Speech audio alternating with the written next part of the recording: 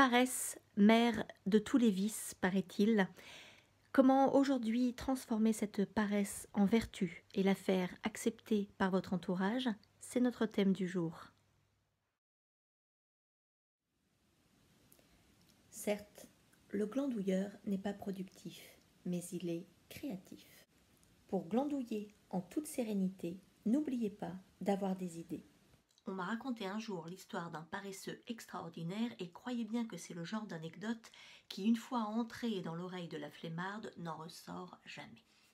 Cette histoire, c'est celle de Jean Cocteau.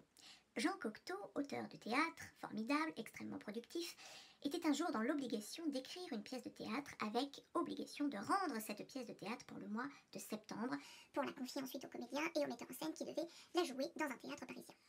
Jean Cocteau n'en fout pas une. On arrive en avril, on arrive en mai, en juin. Jean Cocteau n'a toujours pas écrit une ligne. Un de ses camarades, très inquiet de la situation, décide de l'emmener 3 semaines à la campagne au mois d'août en lui disant « Maintenant, mon Jeannot, il va falloir nous faire quelque chose ». Et le gars Jean passe 3 semaines à la Cambrousse comme un gros Parisien ayant fui le coronavirus. Tous les jours, il part se balader et tous les jours, il glandouille quelques heures sur son lit en ne faisant strictement rien. Mais il arrive bientôt à la fin de son mini-confinement et il n'a toujours pas écrit une ligne. Son ami très inquiet lui dit « Jean, maintenant, il faut faire quelque chose. On rentre à Paris dans 3 jours. » Et Jean lui dit « Pas de problème. » 3 jours plus tard, les 2 amis rentrent sur Paris. La pièce est écrite. Que faisait-il quand il ne faisait rien ? Eh bien, notre gars Jean Cocteau écrivait sa pièce à l'intérieur de sa tête, bien évidemment. Il a passé les 3 derniers jours à faire, comme il le disait, du secrétariat. Bon, il couvait, hein, en somme, on peut dire, il faisait comme une couvade, et puis, à un moment, le truc est sorti, quoi. Alors, je vais vous faire une confidence, je ne suis pas sûre du tout que cette anecdote soit avec Jean Cocteau. Si quelqu'un veut faire des recherches pour nous dire de quel auteur il s'agit, ça serait sympa. Moi, je le ferais bien, mais j'ai la flemme. Alors évidemment, tout le monde n'est pas Jean Cocteau. On peut revoir un petit peu les exigences à la baisse. Seulement, n'oubliez pas, de toutes ces heures de glandouille, de temps en temps, il faut que quelque chose naisse. Par exemple, si vous passez du temps à fixer un mur, c'est bien de temps en temps d'avoir l'idée d'y poser une étagère. Vous voulez que je vous donne l'astuce ultime de la flemmarde ? Trouvez-vous une activité qui a l'air de vous occuper pleinement.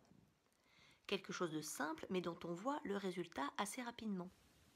Le tricot, la couture, la peinture de miniatures, ranger les CD par ordre de parution ou par couleur, ranger les livres par taille, faire des mots fléchés, du sudoku, du scrapbooking. Alors pas le sport, hein. Ça, le sport, ça produit rien, à part des entorses. Alors si votre délire c'est les douleurs ligamentaires, à ce moment-là, pourquoi pas, mais vous n'êtes pas sur le bon tuto. Ma botte secrète, mon astuce glandouille, l'air de rien, le repassage.